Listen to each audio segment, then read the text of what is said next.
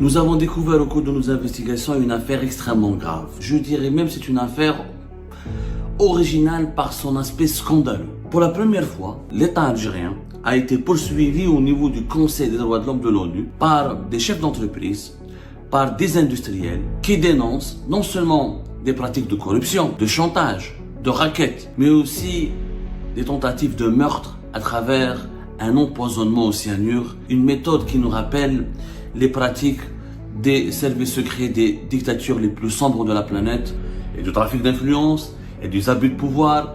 Il y a aussi une tentative de meurtre et de liquidation d'une chef d'entreprise qui visiblement a dérangé des lobbies puissants au sein même du régime. Il s'agit de l'institution militaire et du ministère de la Défense nationale. Cette affaire a été officiellement déposée au niveau du Conseil des droits de l'homme de l'ONU au mois de septembre 2025. Les deux chefs d'entreprise ont saisi le Conseil d'État, la Cour suprême, le tribunal militaire, la présidente de la République. Aucun de leurs droits n'a été respecté, n'a été pris en considération. Ils ont été ainsi forcés de se tourner vers le Conseil des droits de l'homme de l'ONU pour déposer une sorte d'équivalent d'une requête pour que le Conseil des droits de l'homme de l'ONU consacre une session à leur affaire.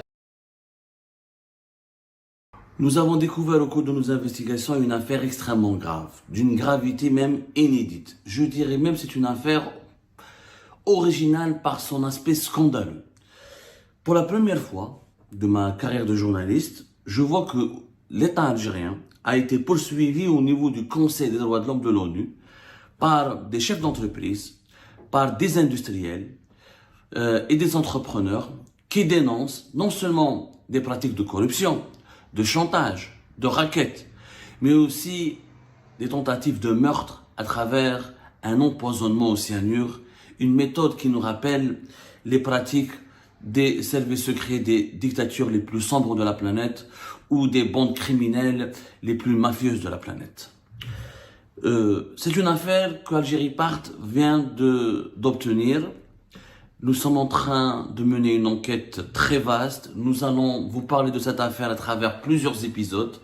C'est un long feuilleton de révélation que nous sommes en train de vous préparer parce que nous sommes en train de récupérer des documents que nous sommes en train d'ausculter, d'expertiser et de détailler pour vous expliquer les tenants et les aboutissants d'un scandale, encore une fois, qui n'est pas uniquement lié à la corruption et du trafic d'influence et des abus de pouvoir. Il y a aussi une tentative de meurtre et de liquidation d'une chef d'entreprise qui visiblement a dérangé des lobbies puissants au sein même du régime et pas n'importe quel composant du régime algérien. Il s'agit de l'institution militaire et du ministère de la Défense nationale. Cette affaire a été officiellement déposée au niveau du Conseil des droits de l'homme de l'ONU au mois de septembre 2025. Le Conseil des droits de l'homme de l'ONU, les Algériennes et Algériens en entendent parler, mais de façon très vague. Il est basé à Genève, c'est l'organe intergouvernemental des Nations Unies qui est chargé des questions du respect et de la surveillance des questions des droits de l'homme à travers la planète. Son rôle, non seulement est de promouvoir, mais aussi de protéger les droits humains dans le monde. Chaque année, il a des sessions qui se déroulent chaque 3 ans. Il est composé de 47 États membres. Tous les 4 ou 5 ans, il y a ce qu'on appelle l'examen périodique universel, c'est-à-dire que les Nations Unies prennent tous les États membres des Nations Unies et on examine pays par pays la situation des droits de l'homme. Mais il y a aussi des sessions régulières qui sont chaque 3 ans ou des sessions extraordinaires. Et lors de ces sessions, les rapporteurs spéciaux au niveau de l'ONU et des experts qu'on appelle les rapporteurs spéciaux. Il y a un rapporteur spécial chargé de la question de la torture, un rapporteur spécial chargé de la question de la liberté d'expression, un rapporteur spécial chargé de la question de la détention arbitraire. Ils soumettent des rapports sur des problèmes qui se déroulent dans des pays qui sont membres des Nations Unies et le Conseil des droits de l'homme de l'ONU convoque ou auditionne les représentants de ce pays auprès des Nations Unies à Genève, et l'État qui est incriminé, qui est dénoncé pour des violations ou des atteintes aux droits de l'homme doit s'expliquer, doit fournir des justifications. Alors je m'explique, le Conseil des droits de l'homme de l'ONU n'est pas un tribunal, il n'a pas de valeur, ses avis n'ont pas de valeur juridique, il ne rend pas des verdicts, mais il fait des sortes de résolutions dans lesquelles il exerce des pressions et il dénonce les atteintes aux droits de l'homme et les violations des droits humains et il exerce des pressions, il demande aux États membres des Nations Unies de corriger rapidement ces dérives et ces dérapages, de réhabiliter les victimes et de leur restituer leurs droits. C'est un outil de pression. C'est pas un tribunal comme la Cour pénale internationale par exemple, mais c'est un outil de pression qui permet de dénoncer, d'afficher, d'épingler les États qui persécutent leurs citoyens ou leurs ressortissants, qui les violentent ou qui les violent ou qui bafouent leurs droits les plus élémentaires en matière de droits de l'homme. L'Algérie ou l'État algérien a l'habitude d'être traité au niveau d'être traité d'État totalitaire, dictatorial, d'être accusé, d'être critiqué ou d'être accusé plutôt de violation des droits humains. Sauf que cette fois-ci, depuis l'affaire qui remonte, cette affaire que nous avons pu obtenir, dont nous avons pu obtenir le dossier et qui a été inscrite, qui a été déposée en termes de communication au niveau du Conseil des droits de l'homme de l'ONU en septembre 2025, elle est particulière. Pourquoi ? D'habitude, les affaires dans lesquelles l'État algérien est incriminé au niveau du Conseil des droits de l'homme de l'ONU sont des affaires qui impliquent des activistes, des journalistes indépendants, comme votre serviteur, quand j'ai été emprisonné, torturé ou condamné à mort, des activistes du Hirak, des opposants politiques, des détenus politiques, des détenus d'opinion.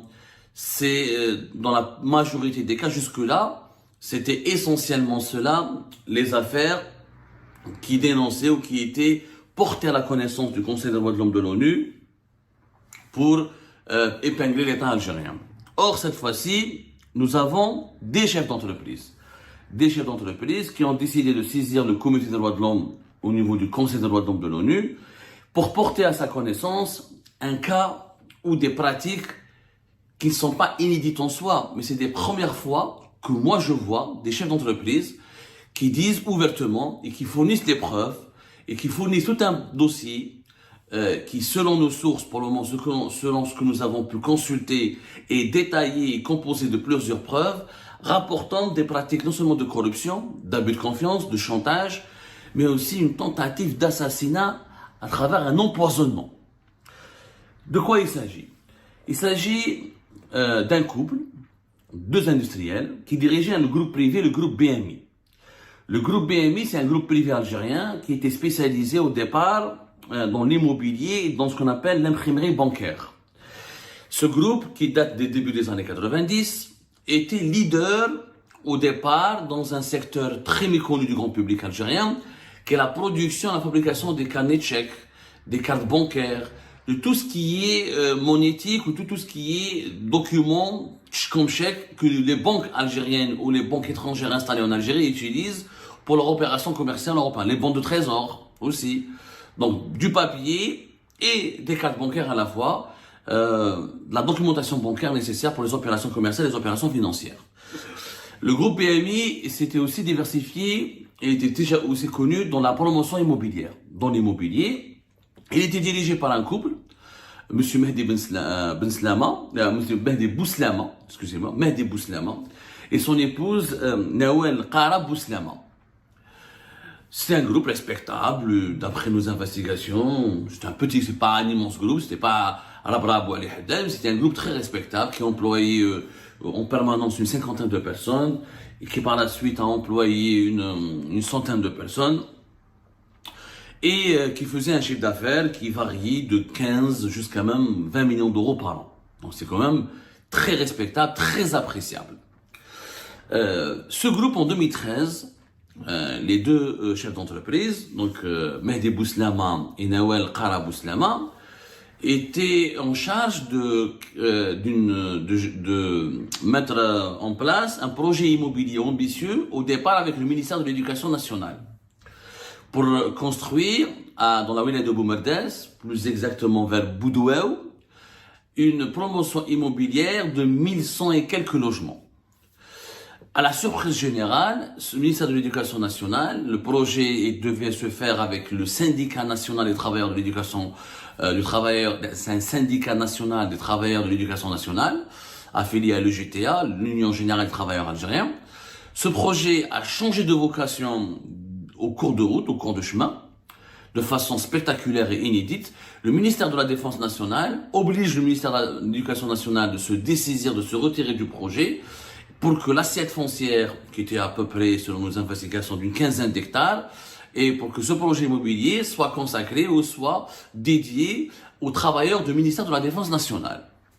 Donc le groupe BMI, il a été surpris par la démarche, mais bon, on est en Algérie, le ministère de la Défense nationale a exprimé le besoin urgent de construire des logements, et le projet, on est passé de 1100 et quelques logements à 1400 et quelques logements, plus exactement 1432 logements, d'après nos vérifications. Donc, c'est le MDN qui est devenu l'interlocuteur de ce groupe privé BMI et qui lui a demandé de construire ces logements. Mais vous savez, en Algérie, comme dans tous les pays du monde, les promoteurs privés, les groupes qui construisent des logements ne le font pas sur leurs fonds propres. Très peu, pratiquement, pour ne pas dire, sauf peut-être les géants mondiaux qui pèsent des centaines de milliards de dollars, le font, utilisent leurs fonds propres pour construire des logements. On passe généralement par des banques, par des crédits bancaires pour financer un projet immobilier. Ensuite, les appartements, les logements seront vendus à des clients et les clients vont payer. Le promoteur va payer la banque, il prend son bénéfice, sa plus-value.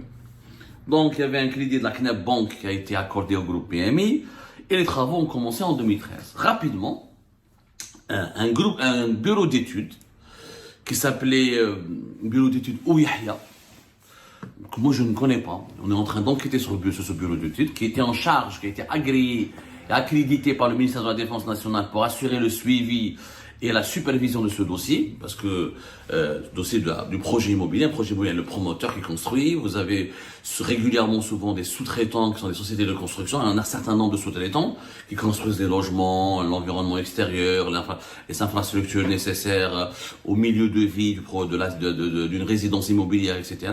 Et vous avez un bureau d'études qui est chargé de suivre, de superviser les travaux, d'évaluer leur évolution, la conformité avec certains normes de sécurité, de normes d'urbanisme. C'est un bureau d'études. Ce bureau d'études était dirigé à l'époque par une certaine Hayat Ould Ouyahia. Hayat Ould Ouyahia. Donc, c'est une personnalité intrigante sur laquelle nous sommes en train d'enquêter parce qu'elle a joué un rôle important dans ce dossier-là. Et je vais vous donner son nom exact, voilà, Ould Yahya plutôt, Ould Yahya Hayat. Cette Ould Yahya Hayat, elle chamboule, elle va provoquer un énorme chamboulement, puisque elle va demander aux deux chefs d'entreprise, Mehdi Bouslama et son épouse Nawel Qara Bouslama, elle va leur demander directement un pot de vin. Elle va leur dire, écoutez, apparemment, vous n'avez pas compris comment ça se passe. Vous faites semblant de ne pas comprendre. On vous exige de payer. À l'époque, c'était 20 milliards de centimes. 20 milliards de centimes. Le dinar était encore en forme. Il avait encore ses moustaches, on va dire. Il avait encore ses moustaches par rapport à l'euro et aux devises étrangères. C'était l'équivalent de 2 millions d'euros. Les deux chefs d'entreprise étaient naturellement choqués, offusqués. Au nom de quoi on leur demande 2 millions d'euros. Ensuite, cette dame revient à la charge et elle assume clairement sa position. Elle leur dit, écoutez, il ne s'agit pas d'une facture ou d'une prestation, c'est un pot de vin. Si vous voulez poursuivre le projet, si vous voulez continuer à faire ce projet avec le MDN, avec le ministère de la Défense nationale, vous devez payer ce pot de vin de 2 millions d'euros. Les deux chefs d'entreprise qui sont intègres et honnêtes, et qui voulaient faire leurs affaires dans la moralité, dans un cadre très strict sur le plan de la moralité, et qui voulaient pas donc salir leur probité personnelle, ils ont dit jamais de la vie, nous on ne mange pas de ce pain. Ils ont refusé de payer ce pot de vin à 2 millions d'euros. Ils se plaignent, ils déposent plainte au niveau de la gendarmerie nationale, mais avant de déposer plainte, ils vont saisir le ministère de la Défense nationale, qui est le maître d'ouvrage, qui est on va dire le propriétaire du projet immobilier, à qui les 1432 logements vont revenir, parce que ces logements vont devoir profiter à des militaires, aux fonctionnaires, aux travailleurs du ministère de la Défense nationale, et aux militaires qui travaillent ou qui sont des officiers de l'armée nationale et populaire. Le responsable de l'action sociale, du département social, au niveau du MDN, le ministère de la Défense nationale, il y a un département qu'on appelle le département de l'action sociale. C'est lui qui dirige généralement et qui supervise les projets de construction de logements. C'est lui qui distribue les logements, qui donne des logements à des militaires, qui leur affecte des logements, qui prend en charge tous leurs besoins sociaux. C'est un immense département du ministère de la Défense nationale qui est dirigé depuis de longues années par un général-major qui s'appelle Zerrouk Dahmani, qui est l'un des poids lourds de l'institution militaire algérienne, sur lequel nous allons vous parler prochainement, parce il aurait joué, selon nos investigations, un rôle déterminant dans cette affaire. Zerrouk Dahmani, d'après, on va revenir dans les détails, mais ça fait plus de 15 ans qu'il dirige ce département, presque même 20 ans. Il était à l'époque de Gaïd Salah, il est resté à l'époque de Saïd Chengreha. Au moment des faits, ça fait entre 2013 et 2014, c'est lui qui était responsable de ce département. Donc, c'est lui qui dirige tous les financements, tous les budgets pour construire des logements, pour organiser les vacances, les colonies de vacances pour les enfants des militaires, pour les transferts pour les soins et les prises en charge médicales des militaires qui doivent se soigner à l'étranger, les clubs de vacances, les hôtels, les lieux d'hébergement et les centres de repos familiaux pour les militaires. Donc, c'est un département puissant qui dispose de budgets importants pour financer ou gérer ou diriger des prestations sociales extrêmement importantes, puisque nous avons une armée, l'armée algérienne, c'est pratiquement plus de 450 000 personnes, avec les fonctionnaires, le personnel civil, les soldats, les officiers, les membres des unités de combat. C'est un État au sein d'un État, ça vous le savez. Donc, les deux chefs d'entreprise, Nawel Qara Bouslama et Mehdi Bouslama, vont saisir Zerrouk Dahmani. Ils vont le voir à 3 reprises, en présence d'un officier supérieur du DRS, des services secrets. Ils vont lui dire, qu'est-ce qui se passe, monsieur le général? Nous avons cette dame, Hadi Hayat Ould Yahya, qui nous demande un pot de vin, il nous demande de payer 2 millions d'euros, et c'est normal, elle nous a bloqué, parce que quand ils ont refusé de payer le pot de vin, on leur a tout bloqué. Le projet n'avançait plus. La première entreprise qui devait réaliser ce chantier, elle a eu des difficultés, elle a été sabotée. La deuxième, la même chose. Ils ont rencontré une série d'obstacles insurmontables. Donc le projet a été complètement paralysé. Sauf que le groupe BMI avait contracté un crédit auprès d'une banque, la CNEP Bank. La CNEP demande de rembourser le crédit, doit être remboursé, des échéances et des mensualités. La banque, elle s'en fout, elle se contrefiche des difficultés de l'entreprise. Il y a des dizaines d'employés qu'il faut qu'ils soient payés, il y a des charges. Donc le groupe BMI a été étouffé, il a été détruit. Contre ce projet qui était son principal projet immobilier pour lequel il s'était endetté auprès d'une banque pour le réaliser. Ce bureau d'études avait le pouvoir, visiblement, une emprise sur le ministère de la Défense nationale. Cette Hayat Ould Yahya, elle a bloqué le projet. Donc, Zerrouk Dahmani, donc le général-major Zerrouk Dahmani, il a été saisi, interpellé à 3 reprises. Il a promis de régulariser la situation, de remédier à la situation. Ensuite, il ne répondait plus. Il a disparu des radars. Et plus personne, au niveau du ministère de la Défense nationale, ne voulait donner une suite favorable ou prendre même en considération ou en charge ou même répondre au téléphone aux sollicitations du groupe BMI. Les deux chefs d'entreprise ont été livrés à leur sort. Projet à l'arrêt, la banque les étouffe, ils doivent tout rembourser, c'est la faillite programmée. Par la suite, il faut savoir que avant d'arriver au Conseil des droits de l'homme de l'ONU, la vérité, c'est ce que nous avons découvert au cours de notre enquête. Ces deux chefs d'entreprise ont saisi tout le monde. La présidente de la République, le Premier ministre, le DRS à l'époque, ils ont déposé plainte partout. Au niveau de la gendarmerie nationale, la brigade de Bab Jdid, au niveau d'un tribunal basé à Boumerdes. Le dossier a été même transféré vers 2016-2017 au tribunal militaire de Blida. Donc toutes les démarches, toutes les instances ont été saisies. Et malgré cela, rien n'a été fait. Pire encore, et c'est le point le plus sombre de ce dossier, nous apprenons que au cours de l'année 2017, dans des conditions troublantes et scabreuses, Madame Nawel Qarab Bouslama a été hospitalisée pour des troubles respiratoires et pour des graves symptômes respiratoires. Elle n'a pas pu se soigner en Algérie, elle a été transférée, elle est partie en urgence pour se soigner en France. Arrivée en France, dans un hôpital dans le sud de la France, elle réalise un certain nombre d'examens médicaux. Ces examens, qu'est-ce qu'ils dévoilent? Ils dévoilent une intoxication au cyanure. Et les avis médicaux, le diagnostic médical, il est clair, net et implacable. Une intoxication au cyanure, ça ouvre la porte à une suspicion d'une tentative d'empoisonnement survenue en Algérie. On a voulu l'empoisonner. Les avis, nous sommes en train de collecter tout le dossier. Nous vous montrerons des pièces à conviction ou des documents vraiment très clairs mais très accablants pour étayer toutes les informations que nous sommes en train de vous révéler. Elle a été empoisonnée. L'empoisonnement s'est déroulé à Alger. Elle a survécu miraculeusement, cette chef d'entreprise, puisqu'elle a eu le temps d'être transférée, de venir en urgence en France pour se soigner. Et dans un hôpital public en France, il y a eu un rapport, un diagnostic médical qui a conclu et qui a constaté une intoxication au cyanure, donc une tentative d'empoisonnement, ça veut dire une tentative d'assassinat. On a voulu assassiner cette femme. En attendant, en parallèle, en plus de cette mésaventure cruelle, son mari Mehdi Bouslama, qui est aussi le patron du groupe BMI, dans une affaire judiciaire où il était uniquement témoin, en 2020, vers 2024, ou 2023 ou 2024, il est devenu suspect et coupable et condamné à de la prison ferme, alors qu'il était uniquement témoin dans une affaire d'escroquerie.